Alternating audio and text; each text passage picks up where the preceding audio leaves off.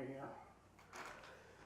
All right, so I missed the year, but okay, so you were born 1947. Yep. 1947 in what town? What area? I was born in Endicott. I was the first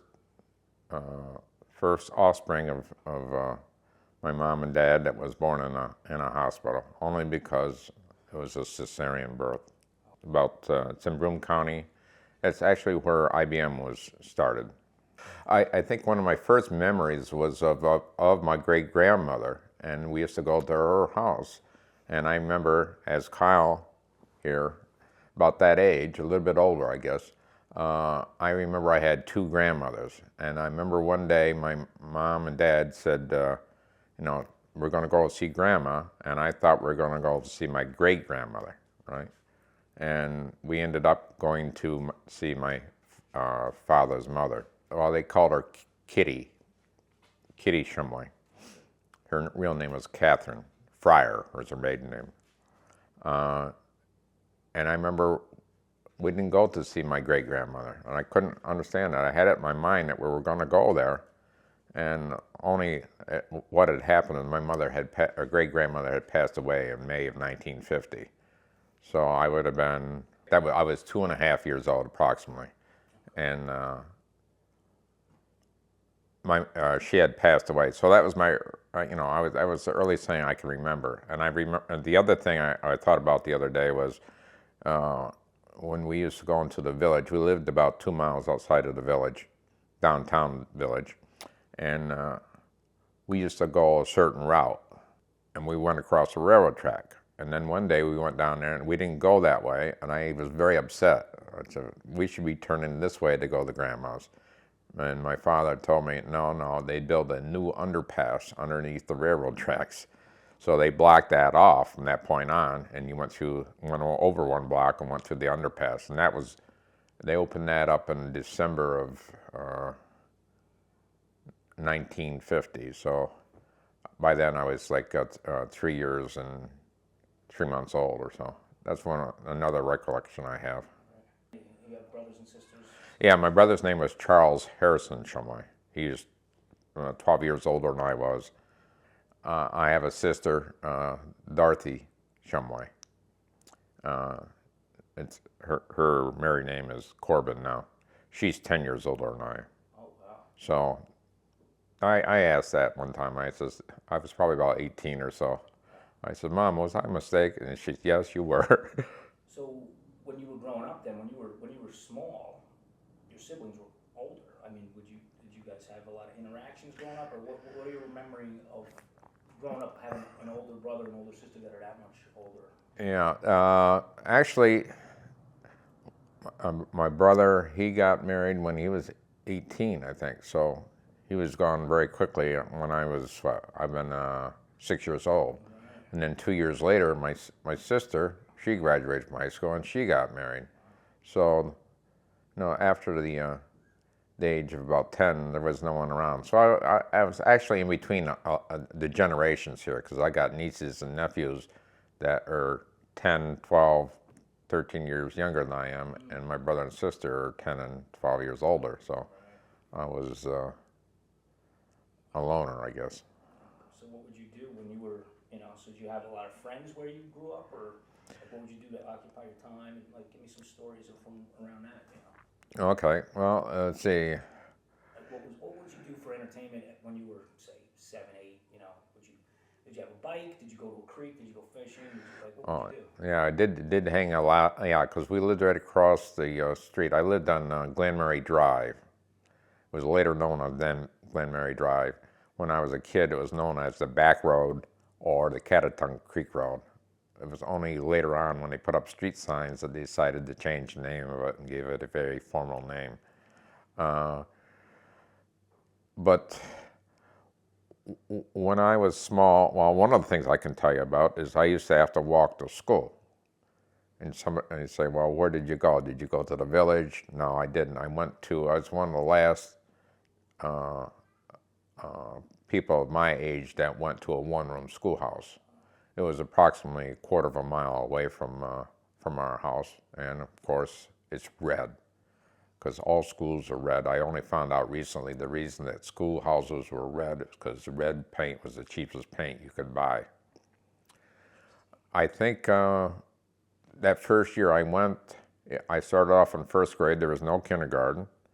There was approximately, I got an estimate on this, it's probably about 12, 13 kids. I can't remember exactly, but it had grade 1 through 6. The year I went, it was only grades 1 through 5. Nobody was in 6th grade. And I was one of the larger classes. I think we had 3 or 4 people in first grade. Yeah. Mrs. Ferris was the school teacher. She would come early in the morning and in the fall, and she would have to start a fire. There's a big stove in the back of the room. Now, Bruce Jarvis, who was our next door neighbor, he was the oldest. He was in 5th grade. He was an upperclassman. And he would help Mrs. Ferris bring in the coal in an outbuilding every day, bring in the coal and put it in the coal stove in the back of the room to get the fire going. I sort of envied him because he did other things for Mrs. Ferris, because he got out of school. One time I remember he got out of school to go up on the hill about a quarter of a mile away with a saw and cut down a Christmas tree for us. That was how we had our celebration, and a one-room schoolhouse. Another time I remember is that we came to school and they had, like I say, this big stove in the back of the room, and some of the kids had taken clay and put it on the stove, right? And the next day they came and they did their usual routine because it was cold outside. They built a fire, and once the fire got going, it burned, the clay, and the clay, it made all kinds of smoke and everything. So I remember we didn't have school that day. We all were sent home. So when you weren't in school, like on the days going home, like when you would leave school, would you go right home, or like what did you do? Yeah, mothers and fathers, back then there was a different culture, I guess. The mother and fathers didn't come to the school and pick you up. Right. And we go home, and then I guess one of the another early recollection I have of it is Saturday mornings.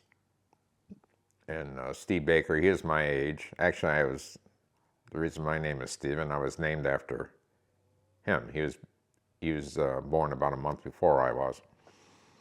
And so I go over to his house with some other kids in the neighborhood. There was probably 6 or 7 of us, because very few people at the time had TVs. And so we'd go over there on Saturday mornings, because they had kid shows on. There wasn't a lot of them then, but there was Howdy Doody, Captain Midnight. I remember watching that. And we'd all sit around in the Bakers, DeLoss Bakers. He was our local game warden, Steve's father. And we would watch these shows. That was a big deal for us. Either that or go to the movies on occasion. Well, I can tell you about what I used to do for activities. So probably in a quarter mile in the other direction, there was a waterfalls. It was called Buttermilk Falls. It wasn't that big, but when you're very young, it's huge. And it's a lot bigger than any falls I know around here. And that's where we used to go and play.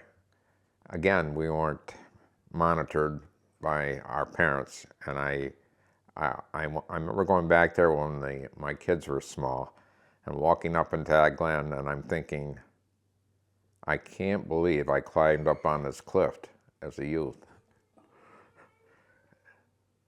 Yeah, I know. I says, and how did I not fall or something and get seriously hurt? But it wasn't just me, it was the other kids too. Well, the other thing is I didn't know how to swim, And actually, Steve Baker was the only one who knew how to swim of all the kids in the neighborhood. And the kids, I was probably in 6th grade. I still didn't know how to swim, but we'd go swimming, And we went in that same, creek. It was only across the road from us. Yeah. Well, the way I like to explain it is my father was a frustrated farmer, right? I don't think he really made a lot of money on the farm. Our main focus was raising chickens for eggs. I remember him asking him one time, did we ever make a lot of money at that? He says, well, we didn't get rich, you know, because he had a decent job in IBM, but he worked, I believe, 29 years on IBM, and but he never worked a day shift. He started off in 1942 in Endicott, New York, at the shortly after the beginning of World War II, and he had been out in near Buffalo, New York, working on a steel plant out there. Him and his two brothers went out there because the economy was starting to recover back in the early 40s. Was your father in World War II? Huh? Was your father in World No, War II? no. He had two younger brothers, Sidney Shumway and Stuart Shumway, and they were fraternal twins. They all went out there to find work, out there being in western part of New York. It was about the time that the draft was instituted, so the two twins, they enlisted. My father came back to Tioga County in Owego, and Endicott is only 12 miles away, and that was where IBM started. So he got a job in IBM. He worked as a machinist. He made gears. A lot of things back in those days were mechanical, not later on that IBM became known as an electronics firm, you know, with computers and things. Actually, my father told me he worked on one of the first quote-unquote computers, if you want to call it a computer. It was purely mechanical driven, and it had all kinds of gears in it. Essentially what it was used to calculate for artillery firing, right? So much elevation and so much powder and everything. So they had all these charts. They created all these charts and stuff out of this, the output of this process. That he worked on. Another thing he worked on during the World War II was the Norden bomb site. I guess that had a lot of mechanical parts in it, but that was used in, I believe, in B-29s for, you know, dropping bombs from 29,000 feet or so in the air, or whatever elevation they were at. They came back from Western New York in 1942, and he got a job, I believe, in April. And when they initially came back to Tioga County, they rented a schoolhouse that my mother had taught school in, another one-room schoolhouse, and they lived in that for a few months. Then they moved closer to the village of Owego and rented the house that they eventually bought. It was from a man named Kellogg, I believe. And they had it for a few months, and he got the job in IBM, and things were, you know, because before that he was always just trying to find work just to make a living, and this seemed to be, you know, pretty substantial, this employment with IBM. So he, this is one thing I do remember that was a bone of contention, was he wanted to buy this piece of property. It had about 13 acres of land, but it was an old house. This house was probably built in around the 1830s or so, and it was never really modernized. And my mother didn't want that house. And my father convinced her to buy the house. And he would say, "Look out, you know, see out here, there's a field out there." He told my mother, he says, "I'll build you a new house out there." Well, and he never did. So this went on. This was that would be in 1941. He made her that promise, and it was later on that my father passed away in '93, and we had the service for my father. We went to the cemetery. We went down to the Methodist church in Owego and we had a little reception down there afterwards with all the family and friends. And then we came back, and it was just me and my mother in the house. And we went in and sat down, and my mother's putting her jacket away and stuff, and she comes back out to the kitchen, and I'm looking out that window where that field is. And there's no house in that field after all those years. And I said to my mother, I says, Mom, I says, I guess after all this time, I don't think Dad is ever going to build you that house, Mom. She just laughed. Now at this point, was it like a real, now you're like in a high school situation? No, I'm in a high school. It changed over the years. Size and everything? Yeah, the school at the time, I think there was 235 approximately students in my graduation class. So, yeah, things had changed considerably. In order to get some of those students, they had to go way down into Pennsylvania. Some of those kids used to come about 30, 35 miles to school on a school bus to attend high school in New York, right? I had some friends from Friendsville, Pennsylvania. You probably haven't heard of it and probably never will, but it was a couple of crossroads with maybe a dozen houses there, but that's how far some of those people came to school. 60s, I'm talking about 63, 64, 65, like the last 3 years of high school. I was not very focused on this as far as being a student. I was influenced by my father. My father, like many fathers of that era, did not look on someone with education as doing an honest day's work. To him, doing an honest day's work was working with your hands and exerting yourself. So I didn't really focus on my education. I just basically tried to get by in school, but I didn't attempt to get any good grades. And I never thought of myself as a student. Now, when you were still in high school, like, did you have like a tight group of friends you used to run with, or just and meet people and they had their own little thing? Like, what was your routine? Well, I think our routine is there wasn't a lot of activities in the village, right? Now, were you Like, driving? Did you have a car? Like, did people have cars? Like, I don't yeah, I had a. Well, I didn't have a car. No, I used to drive my father's Volkswagen around a lot, but. What we did as kids, there was a local racetrack outside the village. And I got into my mid-teens and I got into auto racing, as many of my friends did. And it was quite an active track. It was called Shangri-La Raceway. And on Friday nights, they had racing for super modified stock cars, which was a higher level of racing. The circuit for those drivers back in those days was in Owego, in Shangri-La, on Friday night. On Saturday night, they would go to Oswego, which is way up north, and they used to go to Oswego Speedway. And then on Sunday afternoon, they used to race in Sandusky, Ohio. On Saturday at Shangri-La would be stock cars, and there were different classes within that grouping.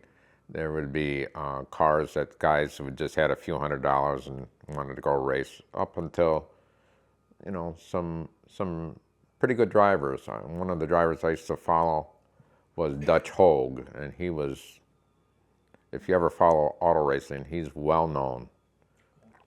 One of the other drivers in the super modified class that we used to follow was Nolan Johncock and Gordon Johncock. They were cousins. I think Gordon Johncock was a 3-time winner of Indy 500, but I used to watch him race for like a $300 first prize or something. But as I said, that was what we tried to do on 2 nights of the weekend, quite a bit. But when you're a teenager, you don't have a lot of money, so the Go through some of that. Like, what was the price of this? Or like, if you went to go out, like. I go on the speed. I tell you about the speed these things. Okay. Okay, let me go back and finish this thing with the with my friends. It would cost, I can't remember the exact price, but it was probably $3 or $3.50 to get into the races. Well, when you're back in that era, that was a lot of money. So we were fortunate that the track was very, that property was went very deep, but wasn't that wide. Well, where you go by either the first corner or the fourth corner, and preferably the fourth corner, because I had a big maple tree there. So we climb up on, go to the property and climb up in that tree, in a big maple tree. And if you're sitting in the grandstand and the lights are shining and everything, you could see about 10, 15 kids out there on those limbs watching the races. Yeah. Okay. Now, what was the other thing you wanted me to go back? I was just saying, like, other than Oh, okay. racing, right. Yeah, well, and I've told you that story about the Speedies before, right? And I remember in my mid-teens, I used to hitchhike about 15 miles up into Broome County, only because there wasn't a lot of activity in Tioga County. And I remember one time we were going to go roller skating up there. Well, we go up to what they call the Five Corners in Vestal, New York, and there was a place there called Poncho's Pit. And Poncho's Pit was just a little hole in the wall, but they served great food. It was like a fast food place for that era. It wasn't a franchise or anything, but Taking the girls to roller skates. no, it wasn't. No, that wasn't that formal. No, it wasn't that formal at all. But I remember, and I was much skinnier then. I was only. I just gotta check them. Well, I was much skinnier then. I could walk into the place, and if you ordered something and somebody was waiting at the counter, you literally had to squeeze by them. There wasn't much room in there at all. But I used to go in and get Speedies, and Speedies are not well known in this area of the country, but up in Broome County they were very well known, and that's what kids ate, Speedies. And what kind of food was that? Like burgers and. No, Speedies was a type of food. It was marinated lamb originally. When I used to buy them, they were lamb. Now they're made out of pork and venison. Right. But I remember buying Speedies. We'd go in and order a Speedy, and it was pieces of meat, marinated meat, barbecued, and they'd give it to you on a slice of Italian bread, one slice, and they would fold it up like this, and it came out and it was in on skewers. And then they'd just pull it out like this, and the meat would be caught in here, and they'd hand it to you in a napkin. That was 50 cents. So the other thing I remember, we're going with Eddie Hubbard. My friend and I he was one of the guys I used to hang around in high school. And he had hurt his knee. I don't remember, maybe he was playing football or something, but he had a pair of crutches. So we decided we were going to hitchhike to Vestal, and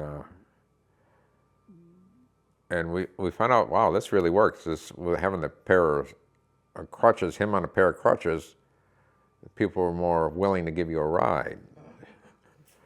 So this is a whole different era, because like today, like again, going back to that other concept of like kids don't even get to play now. Like they don't get on their bikes and disappear. Everything they do now is No, scheduled. it's scheduled. Everything is. Athletics, Yeah, or yeah. whatever their parents are usually with them, or they drop them off at a sanctioned. Yeah, thing. So this there is, was you guys nothing are like that. hitchhiking, Hey, if you want to go someplace, that's how you got there. Right. Yeah. So like if you were hitchhiking, it would be what? Just like a random guy going to a store, or a Could family? be some guy, yeah, it was, yeah, I don't know, some of these people I never knew who they were, to be quite honest. And they were. Well, people were more reluctant or more willing to give you rides back in that era because, people, yeah, Rural area. Right? yeah. Well, the same thing, and that's the same thing when I was in Vietnam. It didn't matter if you're an enlisted man or an officer. If you were going down the road and you saw a GI there, and you had a vehicle, you pulled over and picked them up, right? You know, you didn't want to leave anybody outside, the gate or something without Right. So somebody these take times you were advantage of going it. to Speedies, and so what year was this? Like your senior in high school? Yeah, that was probably 64, 65. Okay. Just before you get drafted, and like what was going on? Okay. Well, I was at the point where I graduated from high school, but I wasn't going off to college, and I was trying to find a job and just go out and have fun with my friends, you know.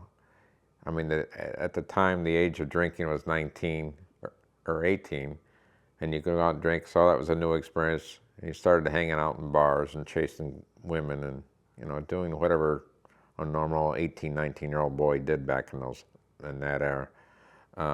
But in the back of my mind, and I shared this with my friends that stayed in Owego. A lot of them, some of them went away to college, and some of them flunked out and they rejoined us. Right down to this station, you're going from station to station. These numbered station, you got to go to station number 19 or whatever, right? And I go down there, I have no idea what they're going to ask me, what this is all about. So I sit down, and then he says, "What do you want to do in the service?" And I'm thinking, here I am, a draftee. I just assumed they're going to give me a weapon, and I can be an infantryman. And I said, to be quite honest, I have no idea. I haven't given it any thought. Actually, I don't even want to be here, to be quite honest, but I didn't tell him that. So I told him I didn't know. I hadn't really given any thought. He says, well, look up on the board. There's a big board behind him, and it had all these military occupation skills, also known as MOS. So I looked up, and the first thing I saw, it said medical field. So I thought I'd just give him an answer. I said, medical field. He says, would you like to be a medic? I said, yeah, that sounds good. I'd like to be a medic. So that was essentially that whole process. That I didn't think it went any further than that. I don't know, to be quite honest. I got lucky, or the fact that there was such a big buildup at the time. Like I say, 48,000 that month. They needed people all over, I believe. Anyway, after this processing at Fort Jackson, they transported us down to Fort Gordon in Georgia, just outside. This is after you said, okay, medic. Yeah. Now you're moving on from this point. Yeah. Okay. So I go off to basic like all these other inductees. And after a few weeks in basic, you get to know some of the guys, and you share experiences. And then I come to find out there was another guy there, Smith. I can't remember his first name now. But Smitty had done the same thing. He asked to be a medic. And there was one or two others I found out that asked for it. Well, when we got to the end of basic, and we're getting our orders, that determine where you go, the AIT, Advanced Individual Training. When they called out the names, these guys that I just mentioned, they all got what they asked for. So we all ended up going to Fort Sam Houston in San Antonio, Texas. But first we went home on leave for Christmas. So what did they train you first? You know, you're being drafted. Did they train you first how to be a soldier, then how to be a medic, or is it combined? Like how does that work? Because Okay. I don't even know about this time. So Okay, in basic training, you learn basic combat skills that any soldier in the service needs to know. From that point on, you go on to the individual training. Okay. And this is what you're doing in Texas now. Yes, I went there. Yeah, I went in Texas. I left after I came home for leave at Christmas time. You went home for Christmas before you go to medic training, basically. Is what you're Yeah. saying. So you go home, you go back to the farm. You got your mom and dad there. Your brother brother and sister, I don't know, are they around, or like how was that last Christmas, knowing that you're going to medic training, and then from there you're going over, correct? Yeah. So you're. Well, no. I'm just going off to no. Okay. No, I'm just going off to AIT down in Texas. I'm going for so I'm not going overseas at least for another probably 3 months. Okay. I don't know where. This was, what'd you say, September? You went on the bus to before you got October. I'm trying to get- October of '66, yes, and then I finished up basic in December of '66. I came home for 2 or 3 weeks. I can't remember leave, Right. and then I think I went down right after the first year, like January 3rd or something, to Texas. to San Antonio, Texas, and went to Fort Sam Houston for medic training, and that went from beginning of January to I can't remember anymore. Mid March, I guess, of '67 now. Right. Anything significant happening that time when you were there at medic training? Something funny, some kind of special thing, something that you would think would, is there something that stands out in your minds? Any memory of that? Like, other than, did you guys joke around in the latrine? Like, what? Oh, we did a lot of stupid things, I say. Like, what did you do? Yeah. One thing I do remember, I told that story recently too. It was about this big guy. His name was Arnold, and I don't know what his first name was. I didn't know him that well, but I remember him. His name was Arnold, and you learned a lot of different things in theory. Anyway, I don't know. I often wondered. After 10 weeks, you're allowed to do so many things that today you would get sued over if you did it in a civilian life. But one of the sessions down there we had to attend was to view actual footage, film footage from the Korean War with the casualties and what they had to train, and they were quite gruesome. And it was a little classroom they had set up there in Fort Sam. And I remember it had a center aisle. You came walking in, and then you had these almost like desks that you would have in school, with a seat, with the arm that came around like this, and you had your desk here, and they would have them on different elevations, right? So I remember I'm behind Arnold, right? And you had to watch them. They came around, and you catch a eraser in the back of the head or something if you didn't pay attention, right? So I'm watching the thing, and I'm really getting gory, and so I lean over like this, right? So I'm looking. It looks like I'm looking at the film, but I'm looking at the back, Arnold's back, because he's such a big guy, right? So I didn't have to. I was getting kind of gory, and all of a sudden, and we're sitting right on the end of the aisle, and right next to the aisle is where this corridor came down that we marched in through, and we're up. I don't know, probably 4 feet off from the floor. And I'm behind him like this, right, and pretending I'm watching this film, and it got particular glory, and he couldn't take it anymore, and he fainted. Now, when he fainted, he was such a big guy in this small desk that he went over to the right, and he took him and the whole thing just fell right down into the aisle. He almost got killed. And what did you do when he went down? Did everything stop? Did anybody get up? Oh yeah, that made a hell of a noise. Okay, very good. So through this training, they teach you all the stuff about being a medic, like a lot of, must have been some hardcore stuff. Like, you would have to treat like traumatic injuries in the field, basically, right? Is that the kind of stuff they would teach you? Yes, and those kind of things.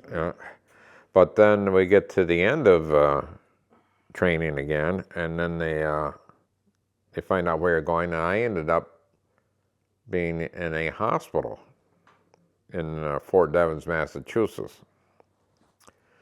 So, well, that was an interesting way of getting there. I went by train from San Antonio, Texas, to Worcester, Massachusetts, which is about 35 miles outside of Boston, in a train with a bunch of other guys. There was I think that was the 24th VAC Hospital, which, you know, it was almost like what you see on MASH or something, right? They practice, yeah, they practice those kind of things. And that was, back off the line, but it's where people are getting vaccinated. yeah, yeah, they'd bring them in, and yeah, and they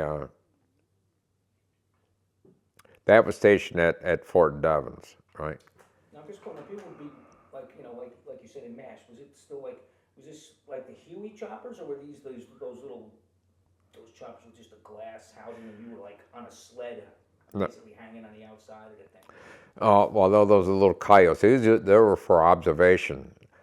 That's the way they used them in Vietnam. No, they didn't have them on a Huey. Right, because the Hueys were now. Yeah, or they have them on a, or Chinook. From what time? MASH was, Was that early Vietnam? no, that was Korea. Oh, that was Korea. Yeah. Okay. No, or they'd come in on a, well, I can tell you an interesting story about that, too. Okay, let's see that. Hold on, let me do a pause and break so I know that this is. Okay. Well, there's a lot of things I learned in down in Fort Gordon that we didn't use here in the States. I ended up being in a hospital, right? Well, I was there for 11 months. Then I finally ended up going to Vietnam. I was in Can Tho, Vietnam, down in 4th Corps, and we got a call one day that there was some casualties coming in, and they're coming in on a Chinook. Didn't know that, but I go down it. A Chinook. It's a big helicopter that's shaped like a banana. Okay. Right. Two props? Yeah. Yeah. 2 rotors, you know, on either end, and so they had a like a landing area where I know he's going to come down. It was what we called, I forget the name of the military, PVC, not PVC, PCP or something. It was like it was a raised area made out of steel, right? It had holes in it to let the water through, but it was strong enough to support a landing vehicle. So it was flat and nice. It was flat, and I had this, like you see in MASH, an ambulance like that. And they taught us when I was down in San Antonio, and when a vehicle is coming in like that, and you don't know how many casualties are. We had like 4 litters in this thing. We take a couple of them out, right? Because you know you're gonna get some casualties, and you just put them in there, and you just give the 2 that you pulled out, you just give them to the crew on the Chinook, right? Make a quick exchange. So I'd take them out, and I'd open up the 2 big doors in the back, and I put one on one side and one on the other, just leaning up against the door. Well, I've never had an experience with a Chinook up close before. And the Chinook, he comes down, and he's getting closer and closer and closer, and all of a sudden, like the wind is blowing like crazy. And my hat is flying off, and so I'm running back, trying to get my hat, and I turn around and look, and all of a sudden I see these 2 litters, they're flying through the air. And I had the ambulance there, and I'd left it running with no, it's not in gear, I mean, without any brake on, and all of a sudden, down the runways, it's going an ambulance by itself, just being blown away. Just from the sheer force. Just the sheer force of the thing. So that's one of the things they didn't teach us in AIT. Right. So somebody, I don't know, did you go running after? Oh, I had to go run after it. Now, Stop the vehicle. What was the load that they were bringing in? Was there? It was like 2 wounded in there. So it wasn't like a full thing. No. Heavy emergency. No, wasn't a heavy emergency, but it was still I felt kind of foolish. Now, how many other guys saw this? Like, were there guys that, like, There's obviously? another guy with me. Yeah. Right, so did they, razz you about this afterwards for a while, or what? Did you get any? Well, Like, yeah, we sort of kept it. The two of us kept it under a hat for a while. Oh, there was a lot of things over there that were much worse than that. But, Well, when I was what happened was when I was in Fort Devens, I became acquainted with a Sergeant Dustin. Now he had,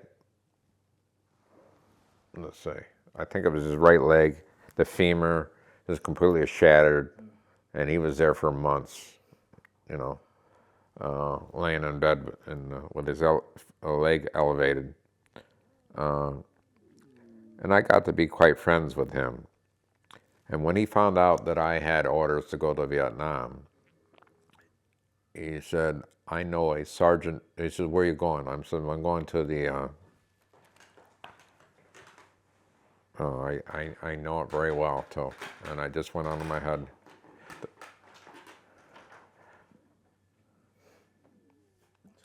It was a replacement depot. I'll come up with it sooner or later. A replacement depot in Long Binh, Vietnam. I didn't have specific orders to go to a unit, just to go there as a replacement. Well, he had a friend that was stationed there, a sergeant. Can't remember the name now. That will come to me. But he said, I'm going to write a note to you. When you're going to go, I told him the date. He said, I'm going to write a note to him, right? So when you get there, you ask for him, and he'll make sure that that you guys get a fairly safe assignment. I said, I really appreciate that, right? So there was two other guys that went over with me, and I told them about that, right? But they weren't 100% sure that if I was joking or not. I said, no, I says, when we get there, we got to ask for this sergeant, and then we'll make sure we get a good assignment. Well, it goes along as proceeded. We get there to Long Binh, and we get a break. Going through, they keep on calling these formations, something. We finally get a break. And he says, let's see if we can call, or let's ask for this sergeant, right? Let's see if we can get a hold of him and tell him that this Sergeant Duncan sent us. And I can't think of his name now. Well, anyway, I asked for his name, and he says, oh yeah, but he's not here anymore. And all of a sudden, like, my heart sunk. I said, oh my God, here's our out here, where we're going to get a good, safe assignment, and it's not going to happen now. And then panic sunk in, and the three of us said, what are we doing now? Well, let's call Sergeant Hodge. Sergeant Hodge was our first sergeant here back in the States. He went over to Vietnam maybe 6 months before we did. And he was in I believe in the 24th Vac Hospital, if I remember right. So we actually got a hold of a phone, called him up, explained our situation, that the three of us were, we're going to get assigned, and if there's anything he could do to see if we can stay there. He met Long Binh. Long Binh was it was a huge base outside of Saigon. It wasn't that bad. And it'd been a place that most people, like, when you would come from the States, was there like a certain amount, like, was there 3, 4, like, I'm not familiar with what the procedure was. Was there like one main area everybody came to, and then you got dispersed to another, then to the final assignment, or was there multiple staging, processing areas? There could be, but a lot of them came through Saigon, where we came through. Right, which was numerous. Saigon. Yeah, just outside, I don't know, 12, 14 miles. What year was this? This was what year? This is 1968. Okay, so 1968, you land in Vietnam, outside of Saigon, in this place. You look for Sergeant so-and-so. Yeah. They say he's he's no longer here. He's no longer here, so I ended up to go to Plan B, right? Let's get a hold of Sergeant Hodge, our former first sergeant, and so we talked to him, and he says, "Okay." Took down the information and says, "I'll see what I can do. I'll get back to you." Well, they had another 2 or 3 formations, and lo and behold, before he could do anything, they called out our names. So the 3 of us ended up, they put us on a chopper, one of these Chinook helicopters, and they flew us south about 70 miles down in 4th Corps. And that was interesting because you get on the chopper. That was the first time I was ever on a Chinook. There's no earplugs. Nobody gave you any earplugs, and it makes a hell of a lot of noise. And we're flying, and you're not flying that high either. You're flying basically at treetop level. And yeah, and that's the reason for that is if you have somebody down into a wooded area or something before they could, if you're up high, they have time to shoot at you. If you're flying at treetop level, flying around 100 miles an hour, right, they can hear the noise and boom, you're by. They could, and these guys, yeah, like it couldn't lock on to you. And they, what was I going to say? Oh, You're in this thing, no earplugs and the noise. no earplugs. I was impressed with the guy. He had a 50 caliber machine gun, and he got the tailgate. It drops down, and they come on. He's got his foot up there on one foot up there, and he's got the gun out there aiming it back and forth. If there's any fire, he could return fire very quickly. And I said, my God, how could he stand up there? And it says, all of a sudden, if they just made a bad move or something, he could go flying out of the back of this chopper. And Did you say anything to him? Like, oh no. We're all of us up against the wall. He couldn't hear us anyway. but You know. Obviously you're getting a vibe that this is like he's been in this game. Oh, he's been here a lot. Yeah, oh yeah, he knows what he's doing. He's part of the crew, and they'd flown this route so many times that there are certain trees that are higher than others, and they fly so close to the ground to the treetop level that they sheared some of the. So we finally end up in Canto. We land, and as we start to descend, Tet was still in process, Tet offensive, and they had attacked the university in the city, and we're just not that far from it, and I could see all this destruction and everything. But we finally land, and they start to, again, you're always getting processed, and they start the process, but nothing seems to be happening. It's going on for a few days, like 3 or 4 days. This seems kind of strange, right? And but every day they'd put us on some kind of detail, and we had a sergeant. He's one of us. This is his first assignment in Vietnam, and so we go out and they have us filling sandbags and doing other laborious type work. But that was just to keep you busy. So after about the 2nd or 3rd day, we found out that there was a adjoining compound that belonged to the Special Forces, right? And they had a nice little bar over there. So we'd go off and we'd start working or something, and then we would eventually end up over into the bar drinking beer all afternoon. And we're wondering what is going on here. When are we going to have our assignments? And eventually what happened was they were going to send us back to Saigon because they had made a mistake. They had put a requisition in for some replacements for medics. Well, those medics had already been replaced about a week or so before we got there. They put in a double requisition.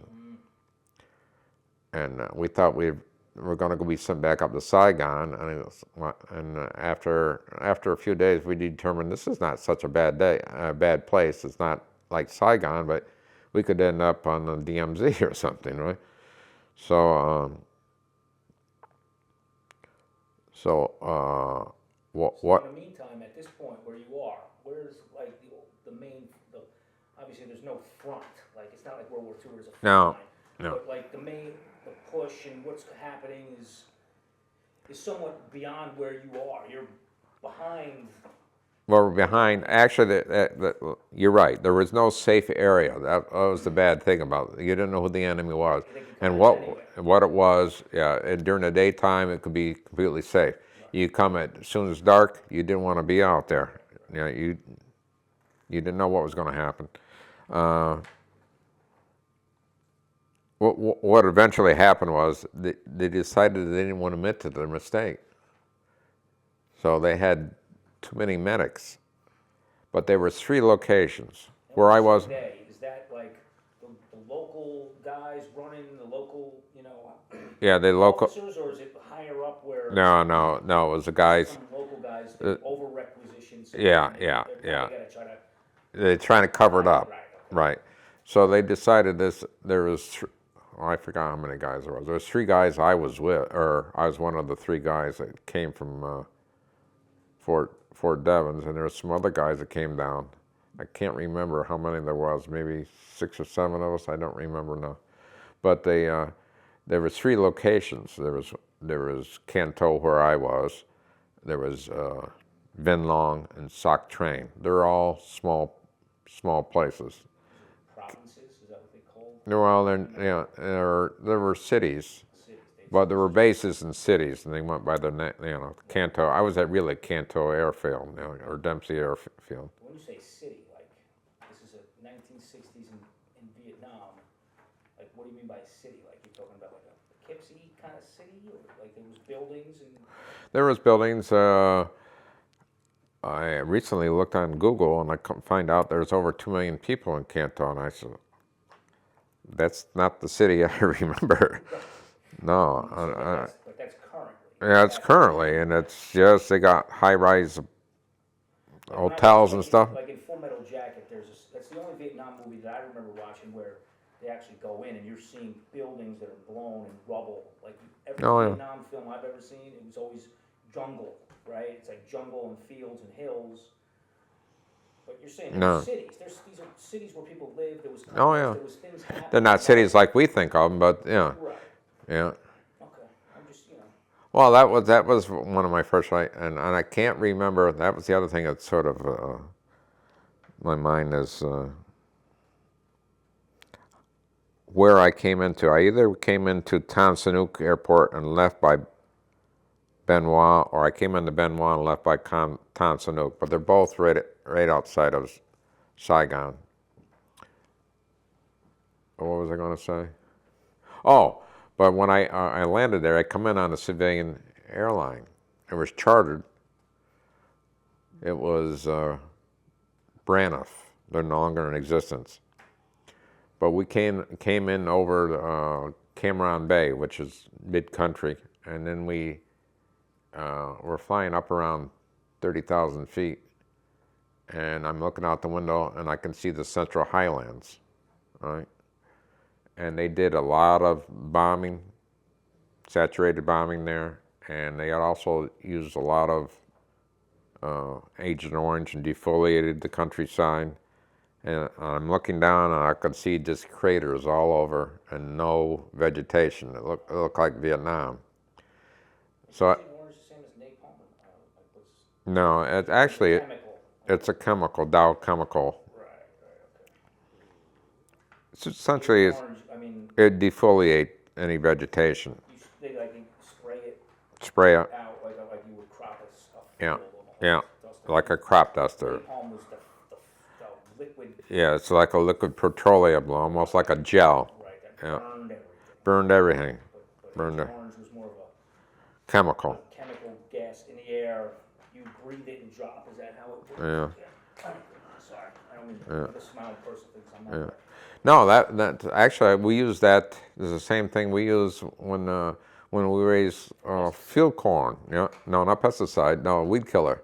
Oh, okay. I use that. It'll drip all over your hands and everything. And Agent Orange, you told me. yeah, Well, it's not, It wasn't Agent Orange. they didn't call it Agent Orange, but that's what it was.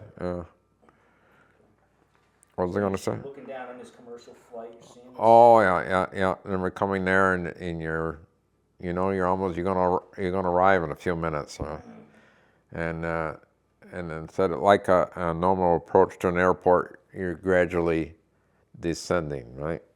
Not this one. It seemed like it was up in the air forever, and just before we get to the airport, it drops like fast, and we land at the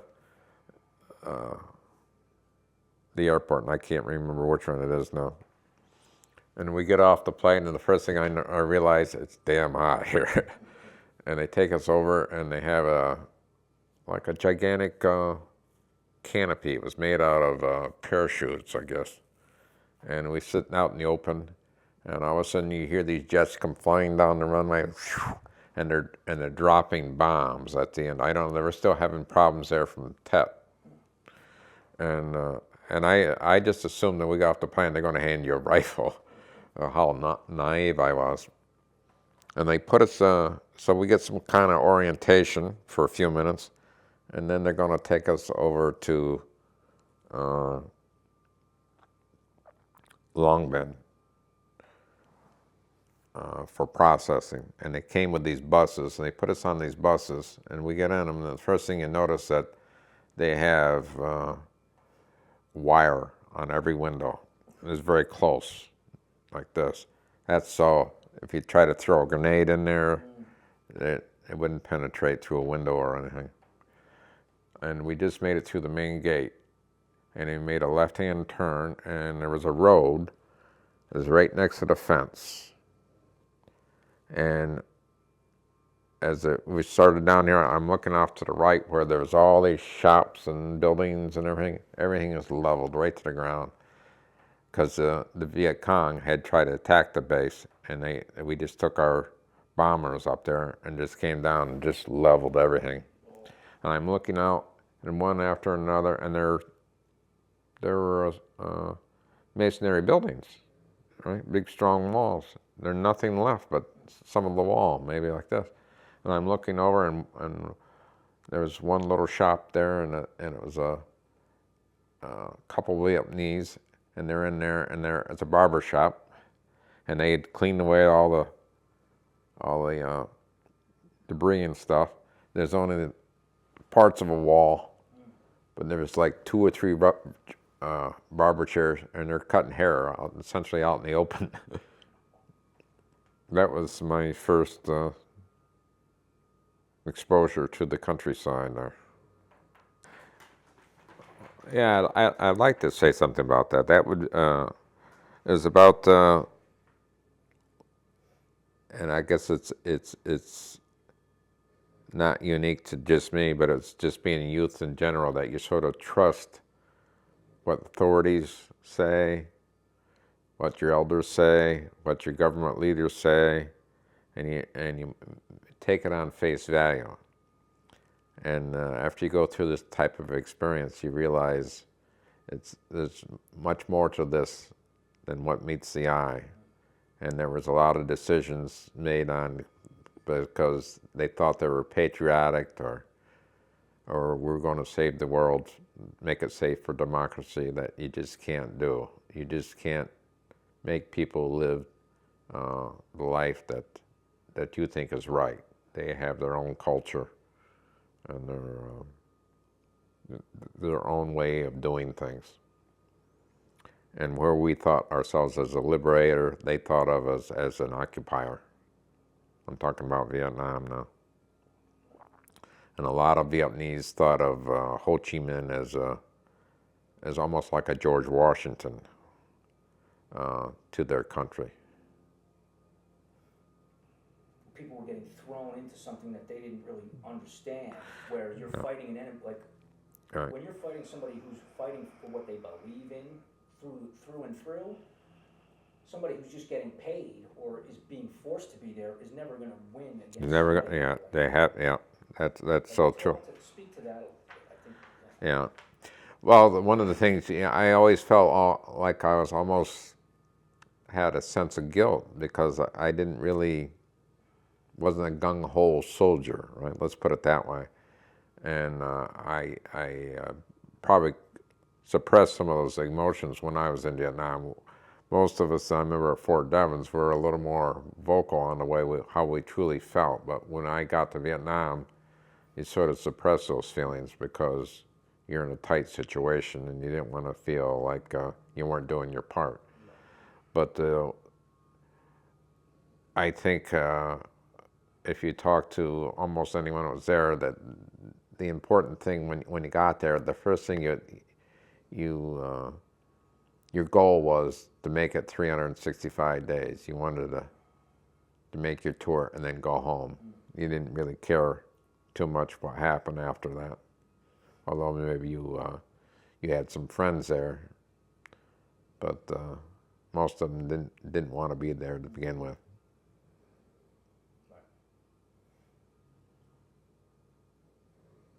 So what you were starting off by saying, as far as like letting people know generations from now,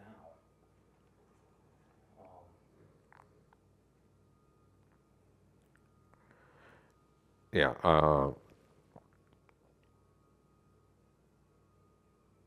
Yeah, in order to make a commitment to go off to do a war, you really need to be threatened. I mean, you shouldn't go there just to do what you think should be the right thing.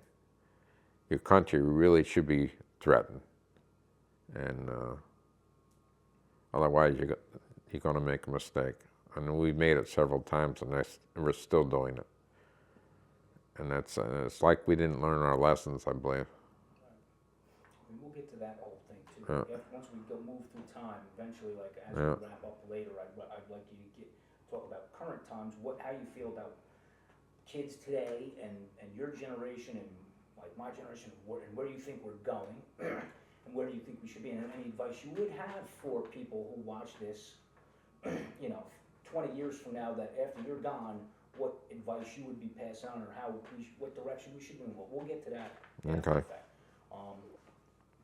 Anything else about Vietnam you want to talk about? Anything particularly, troubling to you that you've never spoke about, that you feel maybe at this point maybe you should? I don't know if there's anything you've tried to forget, or you felt like you never want to talk about. And I know it may be hard, but this may be a time that you could at least just get it off your chest and pass it on, and maybe it's something that people should hear about, but you've really never discussed. Well, I think I probably said this before to a few people anyway, but I've always had it's almost like a sense of guilt. Before I went to Vietnam, I was home on leave in early '68, and there was two of my friends, one of which I known since I was in grade school, Donnie Ramo, and Tony Revac, who I got to know quite well in the latter part of my high school years. The three of us basically are home at the same time. Our leaves are overlapping. And they went to Vietnam within a few weeks of when I went. And it was, I believe, on August of 22nd and 24th of 1968. They were both shot and killed. And at the time, I didn't know it. My mother did not let me know that transpired. And less than 2 months later, I came home in October of '68. And I was home for a few days, and I decided I'd go to homecoming at the local high school football field. And I knew I would see a lot of my friends there, which I did. And remember, it came to be halftime, and they announced the